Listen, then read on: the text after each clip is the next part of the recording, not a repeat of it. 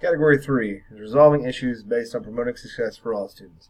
After outlining my plan for success and making sure that we do everything that we need to do, we need to make sure that we're keeping students in mind when we consider all of our successes. I think it's most important, throughout this process is we need to implement moral and ethical standards for handling money. I think it's so important because students sometimes see administrators and teachers as people that aren't real. They don't understand what their day-to-day job is, especially administrators. And so I think it's vital importance to make yourself visible and teach those standards for handling money, while at the same time as having students engage in economics and best business practices that will help us in the short term and them in the long term. We also need to establish fair and equal treatment, understanding social justice, equality, and promoting fairness. I think that it is vital in the 21st century to make sure that we give everybody a fair chance, no matter what they may or may not have done, and we don't need to throw Mrs. Bowman under the bus just because of a sheer happenstance or coincidence. We also make sure we have to include all stakeholders in the process that we are engaging in. Through discussion and collaboration, we can encourage students, staff, community members, state legislators, whatever you have in your community, whatever you're willing to branch out enough to be able to have input to make your school better. I think that's one of the most important things a principal can do, is to encourage active debate and discussion. Also, I think it is important to retouch on, I think we find this in each of the categories that I've addressed so far, is the importance of the PTA. It is very important that we have these volunteers in this organization that supports our school, but it's also important to understand the role and the purpose of it as well. The role and purpose is not to just be a check-writing organization who does whatever we need it to. It is making sure that we have funds for students and student organizations to be able to build and grow through academic success. So we got a debrief problem. This is about thoughts, feelings, values, and then unresolved problems. Its debrief, I think, carries an interesting connotation. It shows people and individuals how they could have solved the problem or how they felt and thought about their problem. So some of the thoughts I had is that the relationship with the PTA is interesting. I think that with the request from Mrs. Bowman, I think the understanding there between what their role is not great, which is why I said in the previous slide that they need to reevaluate that relationship. I think it's great. It's community involvement.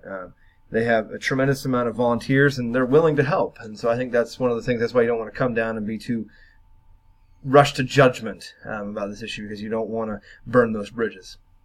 And also, like I prefaced before, there's 450 kids in their school.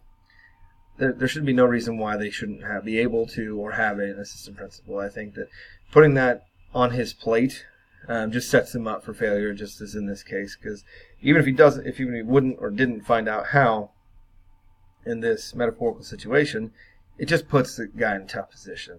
And unless he has really strong teacher leaders, which you can always try to distribute leadership responsibility, but it's still difficult without another administrator present.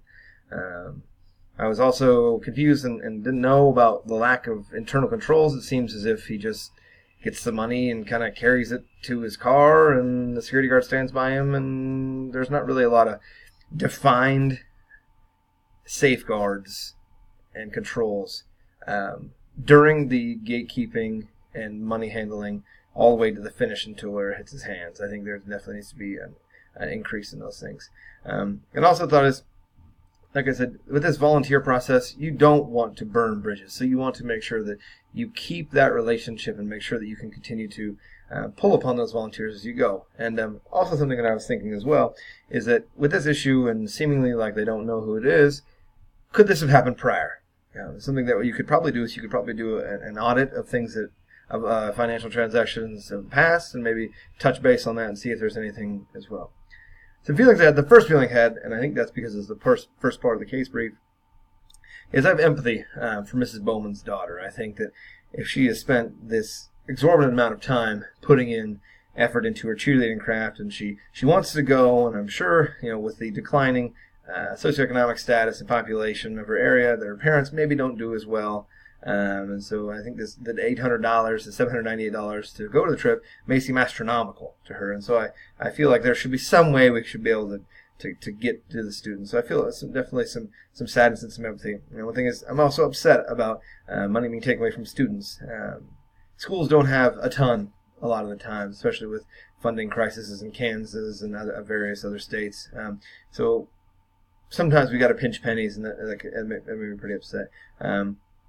Also, I was confused about how the principal can be, and I don't mean to be, this metaphorical Principal Stevens, or it could be true. He was pretty naive. One of the things the textbook said is trust is not a good accounting safeguard, and I think that's what he's doing with the volunteers. Especially in the 21st century, not to be on a soapbox here, I think you need to make sure that you have enough safeguards in place to fulfill your duties as protecting the finances of your school. And also, one of the things was worry. I grew up in a very small town, and we had a declining population, a declining socioeconomic status, and eventually our school closed. Now, this school seems to have a fairly good enrollment.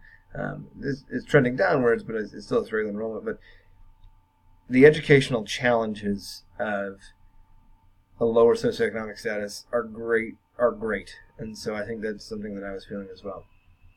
The values I want to think about is when I'm debriefing the problem are, it's so important to develop relationships. They have such a strong parental organization. They love to volunteer, and so I want to make sure that I continue to develop a positive relationship with all community members, not just the PTA. I think that's important to develop relationships with business leaders,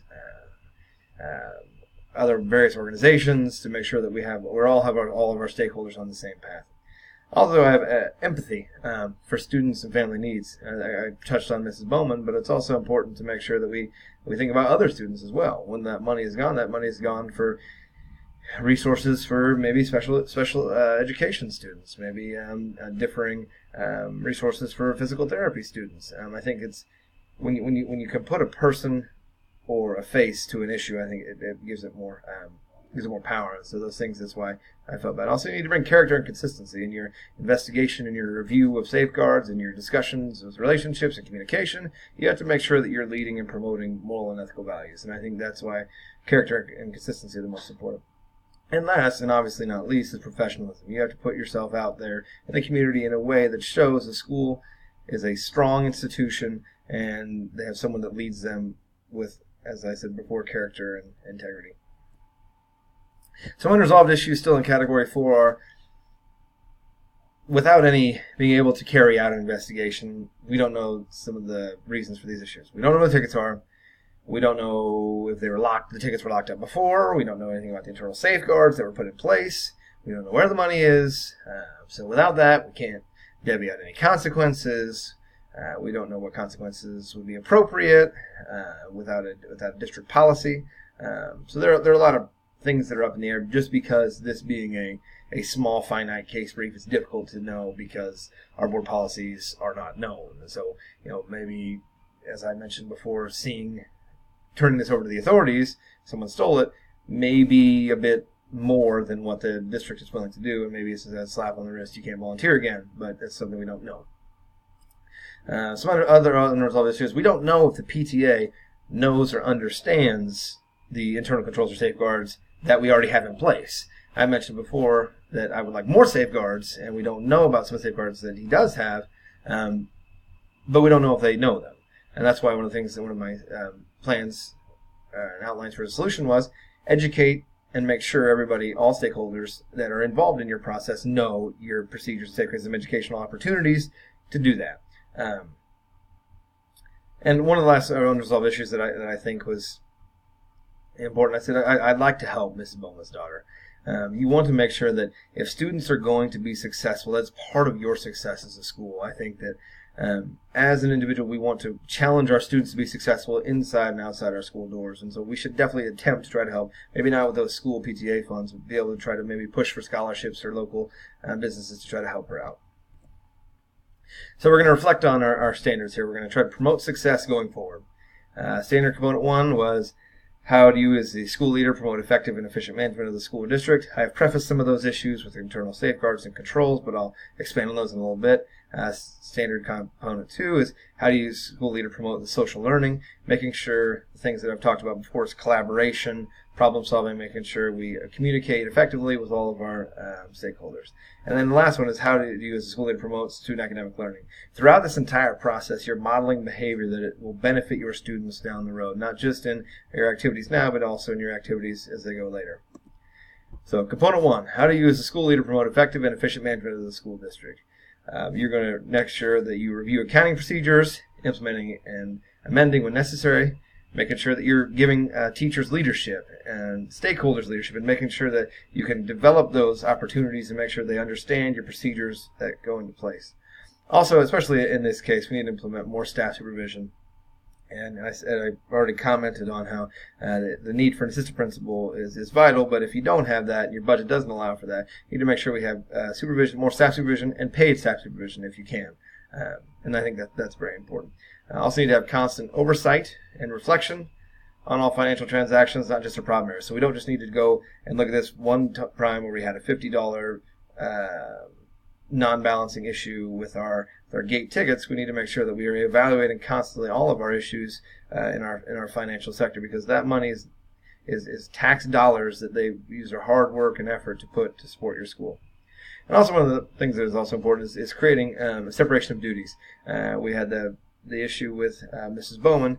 We weren't for sure in our case study, and maybe that's something we left out on purpose, is if there was a secondary gate worker. We need to make sure we have somebody needs to take tickets, somebody needs to take cash, just like in the concession stand.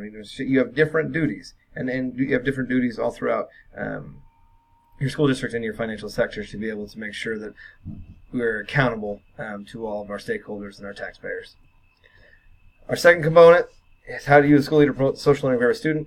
And I think I've definitely touched on this a little bit before in just the terminology that I've used. It is vital and important to facilitate and promote. I think that's one of the things we see in our professional standards through the college, and that's vitally important as we grow. Not just in the school, not just in the community. We've got to make sure that we can branch out and cultivate ideas from others, because that's how the greatest ideas are found, is through collaboration and problem solving. Especially with this situation, we also need to make sure that we handle difficulties with respect and decency. Now, we could have easily just went and said, Mrs. Bowman, you did it. You came and asked me for money. A couple days later, there was $50 missing, and it was at your leisure. We need to make sure, because of such a strong volunteer presence, we need to make sure that we are able to have those conversations and make sure that we don't burn bridges. Also, one of the most important things is we need to implement a communication strategy. I think that is so important. A lot of times, people outside the school don't know what's going on inside the school. And I think that is one of the most important things for a building leader, a district leader, even a teacher, to be able to make sure they know what's going on. And so with our issue here at hand, we don't have to say $50 was stolen. We need to tell them we're looking at reviewing our procedural safeguards. We're looking at reviewing our internal controls. We need to make sure that we are putting forth a positive message to make sure people know that we're doing good things. Standard component 3, how do you as a school leader promote student academic learning? Throughout all of these things, we're modeling and promoting leadership.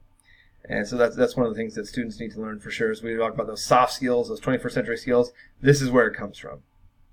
Like I said, I touched on communication before, so that's something that I probably don't need to reference again, but make sure that we collaborate with all of our stakeholders and build a culture of ownership and buy-in. We make sure we need to have everybody from business leaders to the local librarian, to the banker, to the accountant, to the farmer. Pull everyone together, make sure they have a stake in the decision-making process, and that way we can create an environment we can authentically learn. We can teach them real-life skills by promoting and collaborating with everybody in our environment, in our school, in our community, our state, and our nation. And here's our sourcing information. Thank you for watching.